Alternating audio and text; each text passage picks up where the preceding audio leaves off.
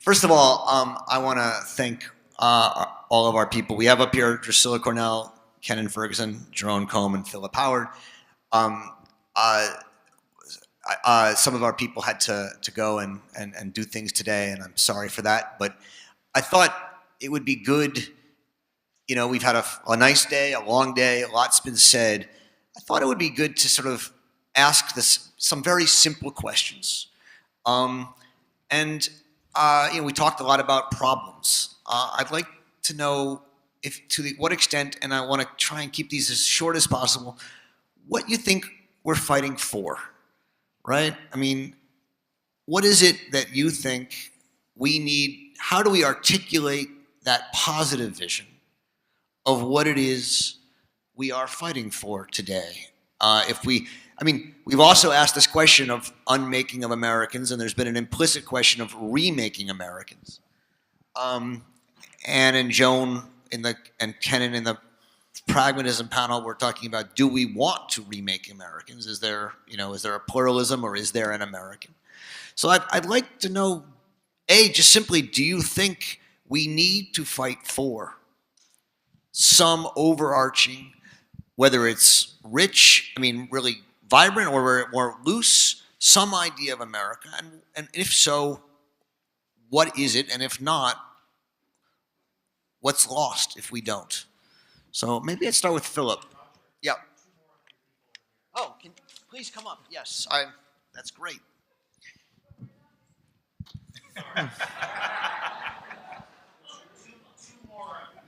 God forbid. I will tell you that Anne Lauterbach is nobody's people. She is truly her own, unique, American, Emersonian. We'll go further. All right, I'm going to let Phillip start and ask him this question. It's a very simple question, right? Is there something we should be fighting for in America, as America? Yes, and I think it's the freedom that was described by described by Tocqueville, sought by Emerson, and explained by Arendt. And it's a freedom of people to not to be, but to do. And we've lost the sense that we can own, not only to an extent, our own choices, but also own and create our own communities and growing our own nation. And these institutions and global forces have taken a life of their own, and that sphere of the individual has narrowed materially, in not only my view, in the last 50 years, and we need to fight to get it back. Let me try and push this, and I'm gonna. You said freedom to do, right? Yes. How do we? One could imagine this being a libertarian position, which may be your position. I don't know. It's not my position. I'm just asking. Yeah. What is it that is freedom to do something on a local level, a personal level, a community level, a governmental level? Where do you put this? How do we? Every level, and every level is chosen by the individual. One of the things that has happened is not just big corporatist influences like Walmart, people were talking about, that have shrunk the sphere of people to run a Main Street, for example, but also just the sphere of the importance of authority, which again, Hannah Arendt talked about. If you lose authority structures, you no longer have red lights and green lights in a crowded society, then all of a sudden you get gridlock and no one can go anywhere. You can use that metaphor in hundreds of areas in our society right now. And so, because for reasons she stated so clearly, that liberals think that the progressive decline of authority means greater freedom, that's almost a direct quote, is completely backwards. Yes, but she also wrote an essay called What is Authority?, where she said it really should be called What was Authority?, because she thought authority was no longer really possible. in the modern age? All right. Well, I mean, you know more about it than I do. No, I didn't read her that way, but in any event, I actually viewed her analysis as hopeful that if we can actually understand that in living together, we need green lights and yellow lights and ways of holding them accountable as well. We need legitimate authority. Then all of a sudden, all sorts of things unfold. As a practical base, matter, schools can be orderly and infrastructure can get rebuilt. But, and communities can be formed in the spirit of the people who live in them, not by inertia. Well, I would just like to add to that. Put the microphone. It's not, is that right? Yeah, that's good. What I did say earlier, but to me it's essential. When Arendt talks about the grammar and syntax of political freedom, it's a very, very odd way of speaking. Number one, to me, in spite of linguists, I don't think the terms grammar and syntax are terribly clearly defined ever.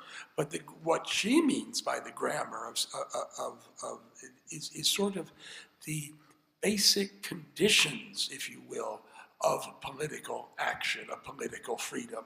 And that is simply a plurality of men are necessary, of men and women. I think the men and women thing is more of a German thing than anything else.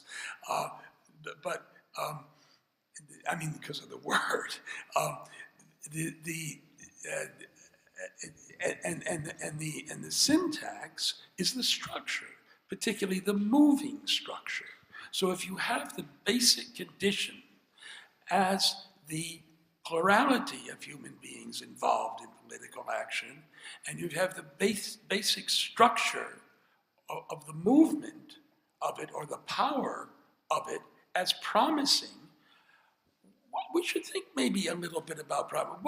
Wasn't that maybe what was wrong with the Arab Spring? There was so much enthusiasm for the Arab Spring at one time, but no promises were kept.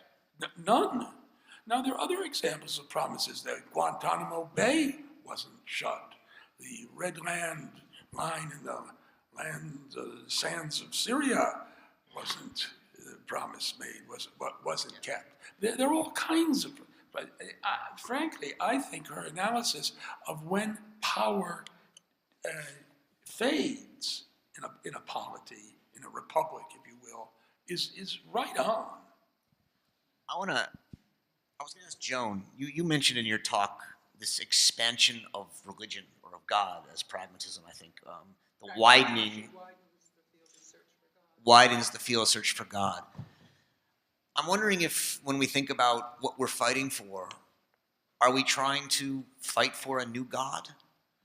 I think we might think of fighting, not fighting, but arguing, suggesting a new idea of God that expands, so that, again, going back to James, a suggestion of a polytheistic rather than a monotheistic model, because if you have a monotheistic model, there's always going to be one thing that you're imitating, and with polytheism, the shoemaker has a god, the goatherd has a god, then those people are going to talk to one another about their various gods and their pantheons.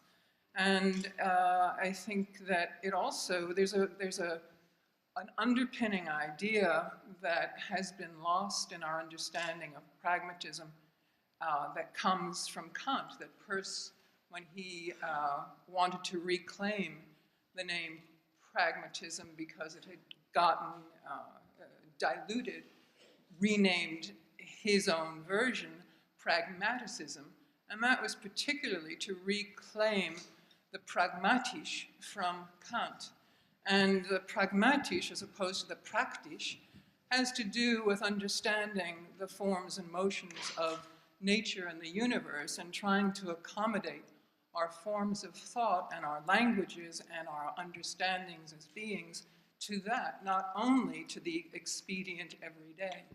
So I think that the expansion of the idea of God has to include the nature itself, the planet itself, the movement, going to the cosmic order and understanding as much of that as possible, I think, was James's suggestion. And I think that the national conversation should open to include that. I mean, I'm trying to think in my own mind how that fits with this claim that Jerry and I were making about Arendt to some degree, that the original idea of an American Constitution was of non-sovereignty that would allow many different power centers, but not one ultimate one. And I'm wondering if that's consistent.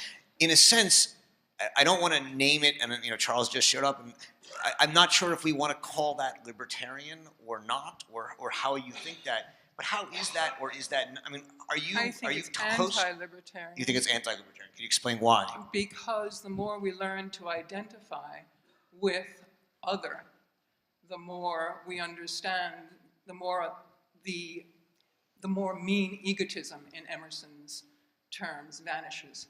And so the more we learn to respect others in all of their articulations and all of their forms, even to the things of something like animal rights now, and including every form of cognizance to what we have as consciousness, knowing that we're continuous with it. That does. Take my Kenny mic. That's such a beautiful vision, but what it leaves out is the human figures that we disagree with, and therefore can't have them on our field, our expanding field. In other words, the expanding field from the creature to the human to the cosmos seems very wonderful. But the expanding field that includes people with whom we definitely disagree, how do we get them to be part of our politics in any kind of constructive as opposed to agonistic way? I think, again, Jim Sleeper's idea of vigorous pedagogy and finding common points with those who are most different, understanding that we are all, in fact, animals. And, that there's that wonderful passage in William James, again, I forget which chapter, I think, lecture 6, where he talks about the shift, and Ross Posner talks about this as well, that the earth must reclaim its rights, and that the axis of philosophy has to shift from the vertical back to the horizontal, which is, again, an Emersonian idea that James develops. Yeah, I mean, to me, this is an absolutely crucial point of discussion that Anne and Joan are here having, because it does raise a question that Charles, I think, is very interested in, if I understand everyone correctly, which is to what extent in our more plural and tolerant and open view of an expanded God, we then say there's an understanding we can reach about the cosmos or about nature that we will come to in sort of a knowledge basis, or we take a much more humble view and say, let different people disagree and find points of consensus in which we actually allow people to disagree about the most fundamental things, how they're going to be married, whether they're going to be married, etc., which would be, as I understand it, a more libertarian approach. Anne, am I hearing in you a more libertarian strain? Is that, or are you going to resist that? Well, since you've already said that I belong to nobody, I certainly don't belong to any particular creed. A strain. I'm not interested in the label at all. I'm just trying to think about how to think about this. I mean, it's a double think.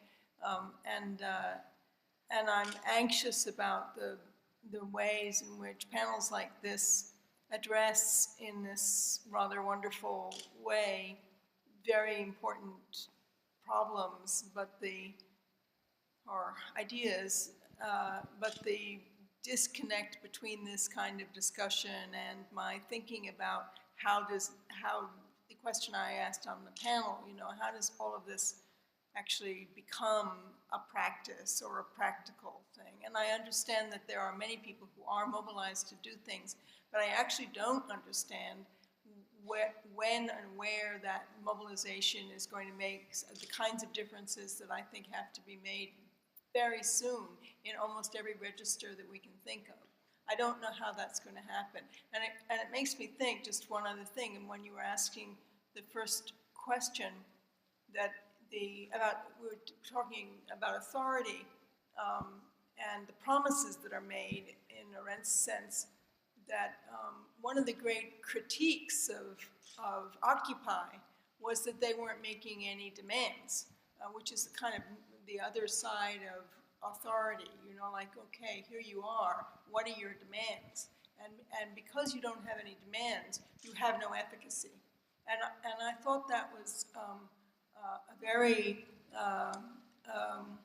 short-sighted and undermining way to deal with people who actually deliberately didn't have any demands. It wasn't like they couldn't think of anything. It was that, no, we're not actually in the business of making demands. Anyway. So Drucilla, I mean, I asked this basic question, what are we fighting for? I know you have a sense of that. I know it probably is long, but if we could briefly, what do you think we are fighting for?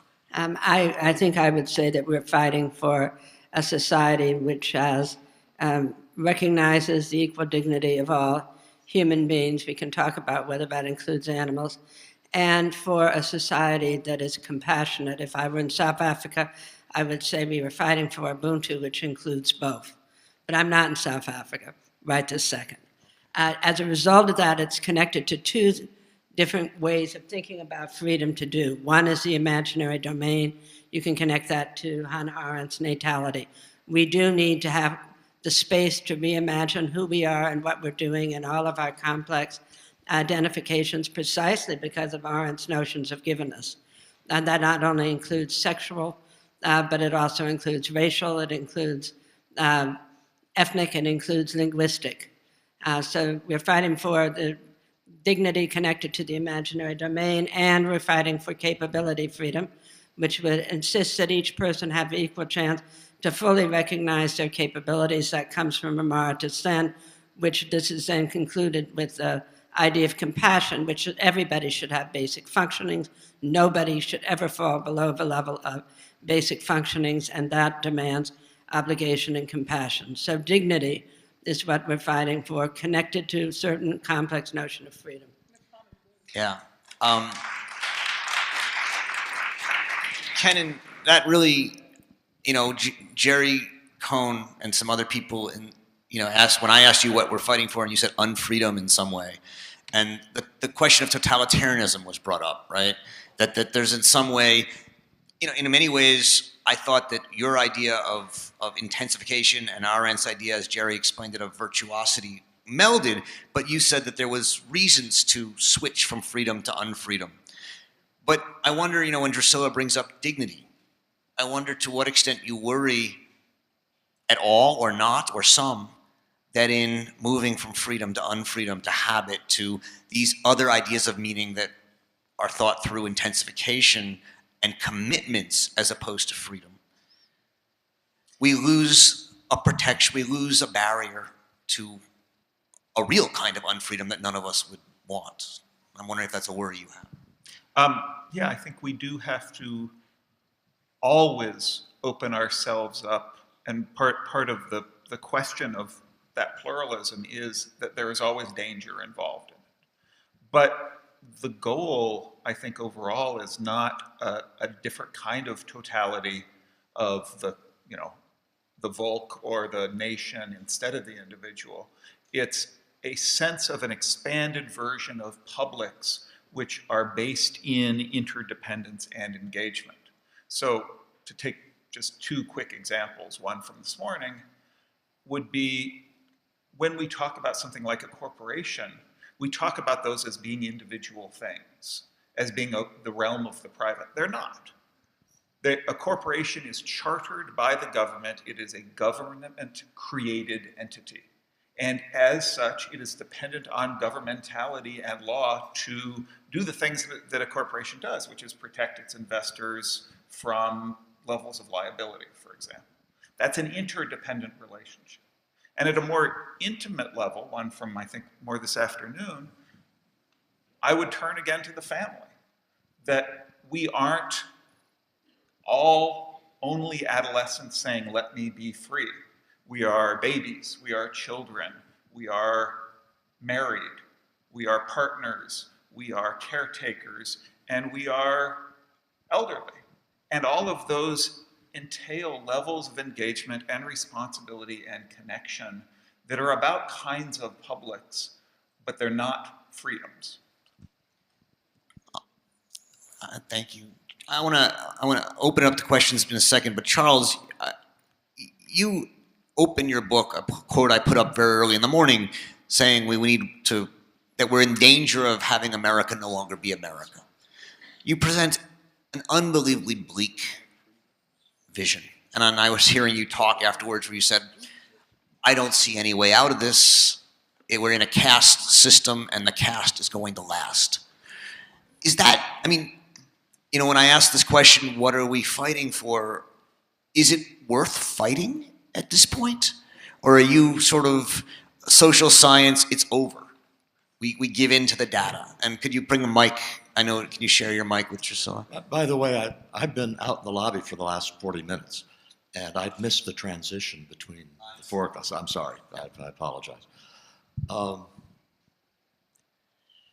the way I frame my own views on this and what we're fighting for is with what I refer to as the American project.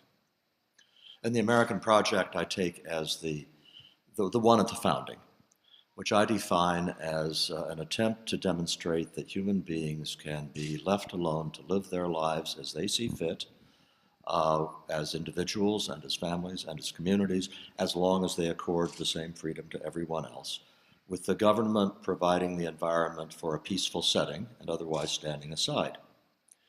And if that is your definition of the American project, it ended constitutionally in 1937, when in Helvering the Supreme Court said that Congress may spend money on the general welfare and not limited to the enumerated powers, and a set of Supreme Court decisions that came after that.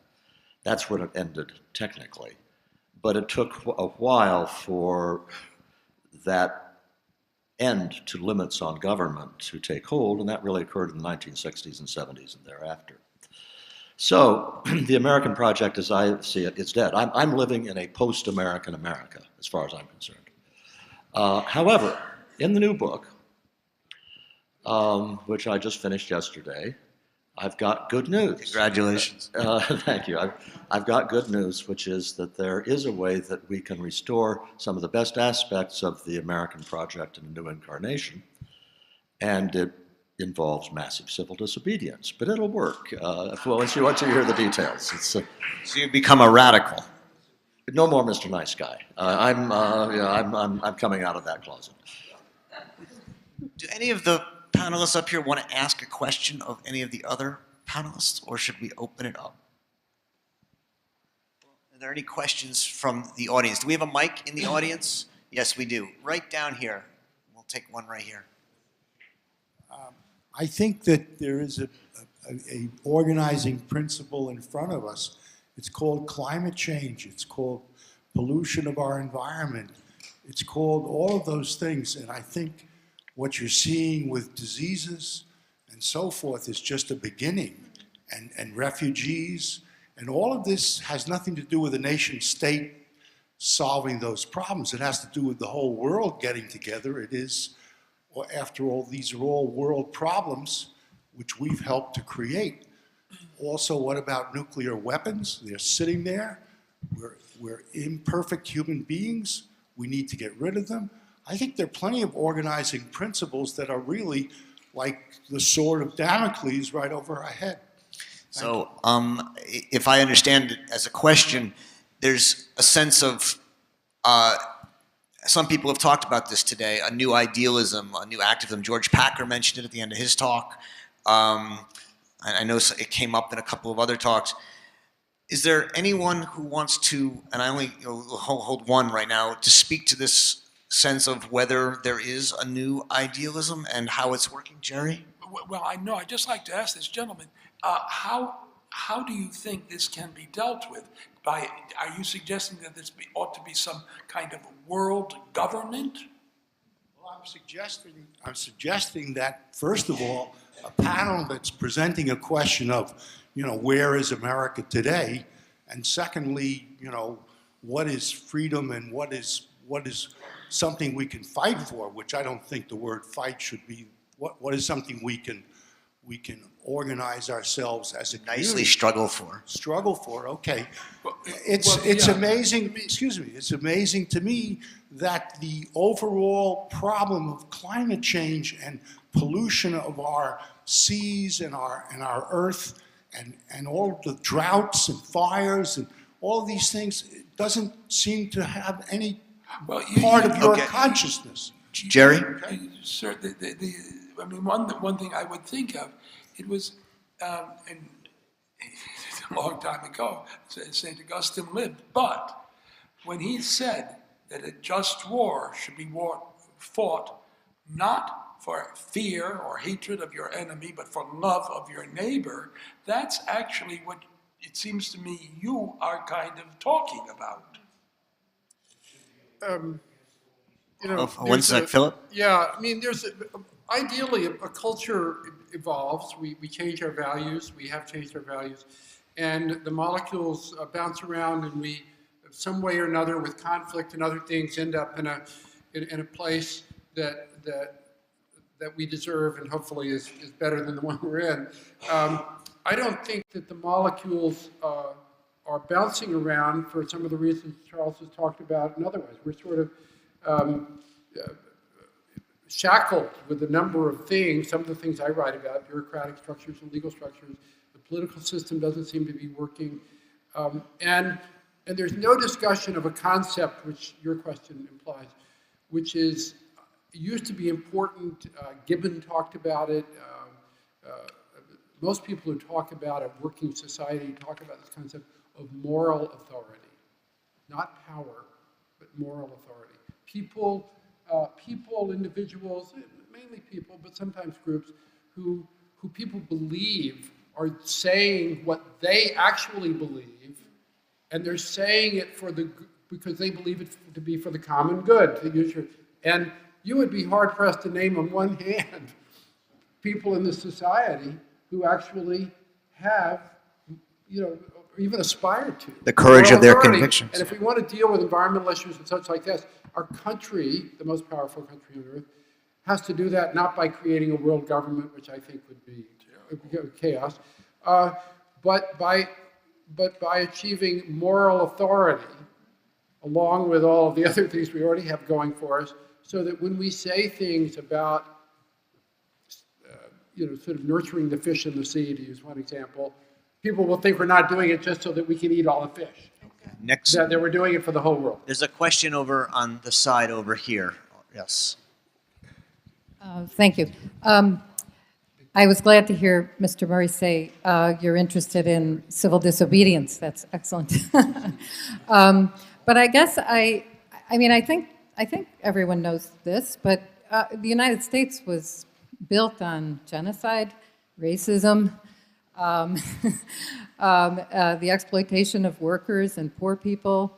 And so I don't have a nostalgia for the America that was. I think that there were principles that we tried for, some people tried for, but there was never a time in this country that we didn't have that as our foundation, and the resources that we have built this country on were on the backs of those folks, and imperialism. And I kind of feel like our chickens have come home to roost. But I do think that we have leaders who have moral authority and speak with conviction.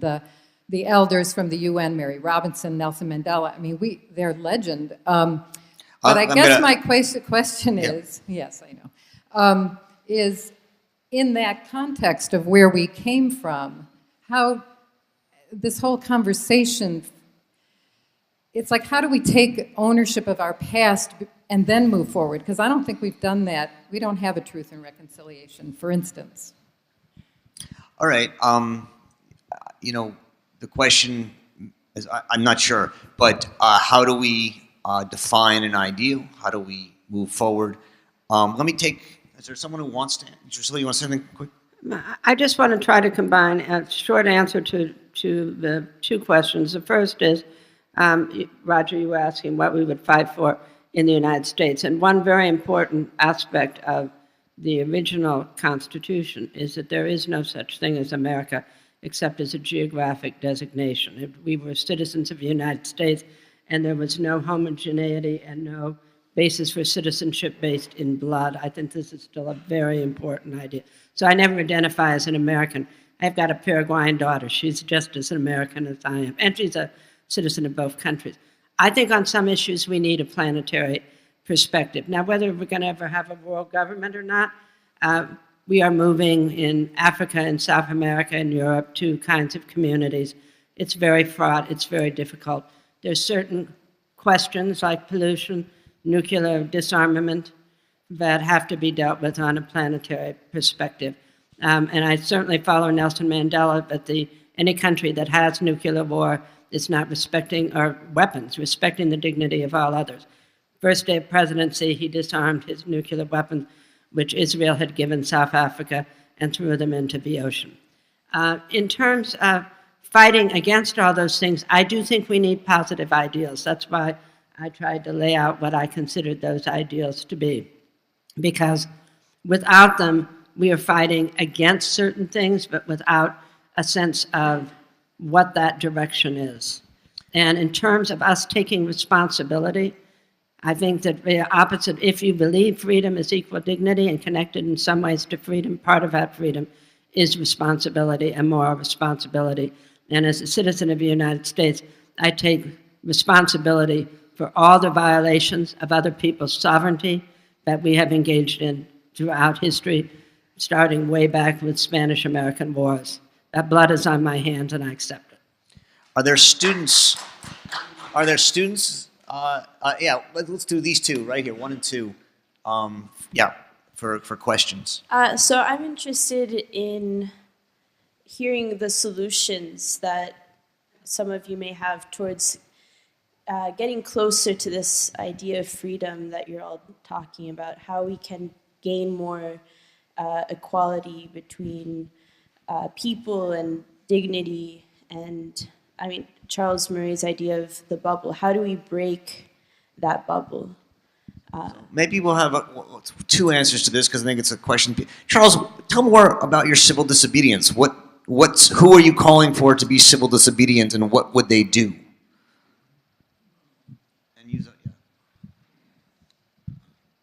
Well, I haven't come up with my 1-minute description of the. I'll put it very quick. I'll give you a quick example of what motivated the book.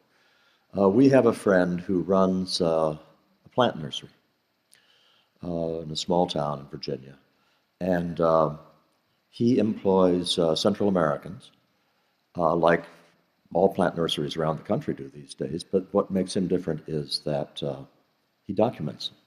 He pays for their visas, he pays for their transportation, and he's done the right thing there. And as a result of that, he has made himself a visible target to the bureaucrats.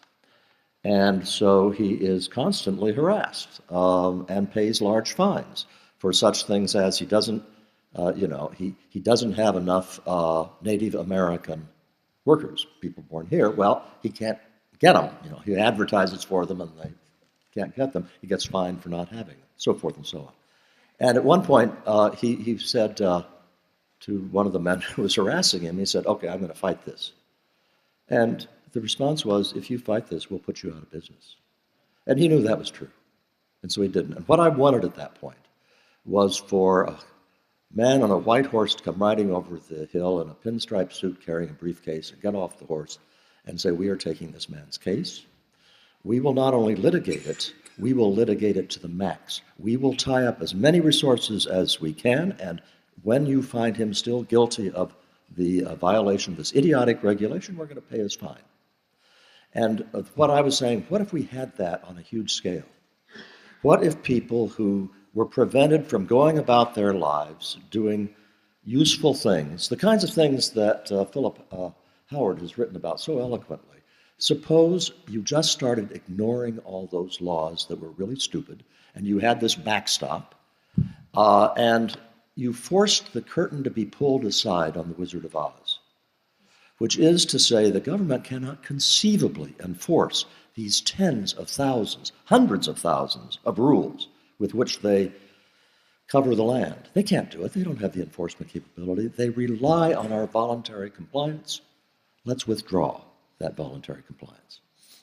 Anne, do you want to comment on that or think about that? I saw you nodding or other things during that. I'm wondering what you were thinking. Put you on the spot. Yeah, I think that's a great idea. If we could find some of those guys in the pinstripe suits and Here I am. and thank goodness, and a lot of white horses. I think we need a lot of white horses for this idea, and then we need to feed the horses. That'll be important, and then we have to make sure that the guys on the white horses in their pinstripe suits are actually lawyers and not pretending to be lawyers, because we live in a country where people are always pretending to be what they're not. So that's a problem for the vision. So that's what I was thinking. I was thinking about the practical possibilities of this really splendid idea of, and of course, even before it happens, it'll be a film, which will be too bad, because then everyone will see the film and think that it's happened. And therefore, they'll go home and feel very good about themselves because they will have seen this film in which a lot of really terrific lawyers on horses saved the day. That's amazing. I mean, what's amazing is, I mean, from a serendipity point of view, is how if we have tomorrow afternoon Lawrence Lessig speaking, who's the founder of the Mayday PACs, which is an attempt to create a series of crowd-funded plus billionaire white horses to come in and fund people running for office who will pledge to vote for campaign finance reform. And now we have Charles Murray trying, in a sense, to create a Mayday PAC of a different form. And it's the way. What I'm fascinated with in this whole conference so far is how there is a kind of agreement or at least sympathy between people who are often thought to be on very different sides of political issues, that there's such a feeling that things are not working, that things have come apart, unwinding, lost so much, that there's a real openness to radical new solutions that upend our political expectations. And I guess I wonder, we're near the end, so anyone who wants to now to answer that, what possibilities are there of such new alliances between Charles Murray and Lawrence Lessig, right? Well, could I just add a codicil to that? I think what I think is absolutely objectively true, and that is observed by people of very different political stripes now, is that we cannot expect the normal political process to rescue us. From my perspective, we look at the election of Ronald Reagan and or Republican Congresses, and as far as the expansion of government is concerned, it did no good whatsoever. Maybe slowed a few things, but that's all. From the point of view of the left, I'm sure that there are disappointments that they have observed during the Obama presidency. But these are not because of flaws in the individuals who held those offices. It is the systemic corruption embedded in the system in Washington now that I think everybody on all sides says, you aren't going to get there from here if you're using the normal political process. Yeah, it's not possible to fix anything that anyone cares about, even when they disagree, without rebuilding the system. It is not, as a matter of physics, if George Washington were reincarnated and put in the White House, he could not deal with any of these issues because it would be, among other things, illegal.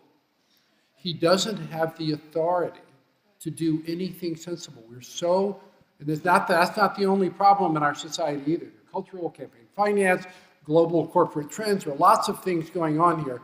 But one of the things going on is it is illegal to make new choices. And so, for the reason of the nursery and such, so we have to change the political narrative.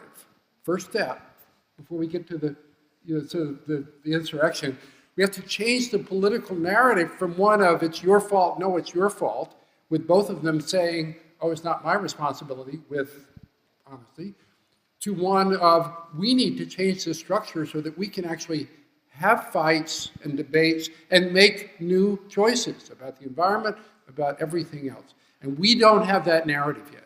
We haven't, the media's complicit in the current system. They just talk about it as if it's business as usual. I actually think we need a woman president. A woman would say, hey, this is all bullshit.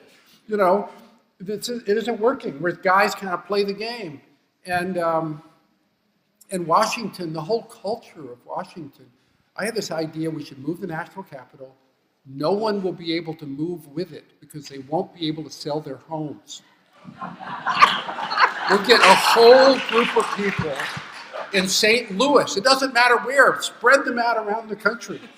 So have a whole new group of people. It can become a national disaster area, and eventually Disney can take it over and hire everybody to do just what they're doing now, which is pretending to do something. You know, but the point is really important because it's really touches on logistics, right? And the relation between institutions and logistics, which is really what we're talking about here. So you have this really kind of wonderful sense that we know that the institutions, the governmental institutions that exist, simply aren't going to help. Okay, we give up Washington and all the other capitals, but then you have this really interesting problem of where and when and how what institutions, if there are any institutions, or is it going to fold back on the moral authority of individuals, which I have very big doubts about, because I think we're so chaotic now that there couldn't be any single person, and I actually don't want to know that person, who could have that much moral authority in this kind of shattered space. I think it's an excellent point. We had a conference here 2 years ago on the question of does the president matter? And one of the questions that was asked at that conference was, is there a president? Is there someone we could elect that could make a change, that could actually do something? Who would have that kind of authority? And people were, struggling to answer that at the conference, and basically people said no. But the only two names that were ever sort of offered were Schwarzkopf and Petraeus. And the reason is well, listen to this, because if you look at United States polling on what institutions are supportive, the only institution in this country that has over a 50% approval rating is the military. It's the only institution in this country. Now that may change, but that's also a very dangerous thing. You can think about that in a democracy. To say that the military is the only institution with a 50% approval rating is an incredibly dangerous idea at a time when there is sense that nothing is working, because that's an open invitation to you-know-what. But I think what Anne and Phillip here have raised as a question between them is, well, Phillip says there's no institutions that are working. We need an authoritarian individual or someone with authority. We need someone with authority. No, people. Authority in the Arendt sense is provisional. They're always subject to someone else's authority. There's no person at the top. It's a circle. Roger. It's a traffic cop. Let me point out one institution that is rarely polled, that in fact many people do think works, which has the power of life and death over citizens, and that is the jury system. That is, we have some institutional forms whereby, for example, you take a dozen citizens, you put them in a room, you protect them from outside influence, and they make a decision that is widely trusted. It can be debated, but that's actually... The one group that doesn't trust them are lawyers. Lawyers are trying to do away with the jury system and have been for almost 100 years, just to put that out. I think it's really important to, I'm sorry. I think it's very important to, Philip's stressing that it's not simply authority, but it's moral authority. And we don't understand what that means. We don't understand what morality is or where it comes from. In the absence of a Godhead telling us this is right and this is wrong, no one understands where this authority is to come from. But again, I'll go back to my best imaginary friend, William James, who talks about how even giving up, if we give up the idea of a monotheistic absolute God and substitute for it any number of things, even if that idea is a little bit better version of ourselves the next day. That is, to practice every day making a choice that improves your own relationship to the society and the world in which you live. And to teach that, to begin teaching that to our children, to our students, to one another, what would that mean? And then someone who speaks of moral authority to understand that where does morality come? It's the mores, it's how we adjust ourselves to nature, to an environment, to a society, and it's about making. We need to end. Do you want can you say it in 10 seconds or 20 seconds? Yeah, I can. Even in less, I don't know where this moral authority is ever going to come from. There are many, many reasons why there isn't any moral authority, it seems to me. But what about, I was listening to a very well-known scientist saying that we have the technology to go to Mars in 20 years, and we could have a settlement there. It could be the Pilgrims, the new Pilgrims, and they could have their Mayflower compact. There's actually a great movement that I had a student a couple years ago write about something called terraforming. I don't know how many of you are following this, but these are people trying to make out of synthetic material new planets that would be put into orbit that we could then live on, that were synthetically constructed to allow for life. And the terraforming movement are the new Pilgrims. I want to thank all of these panelists for today, and please join me in doing so.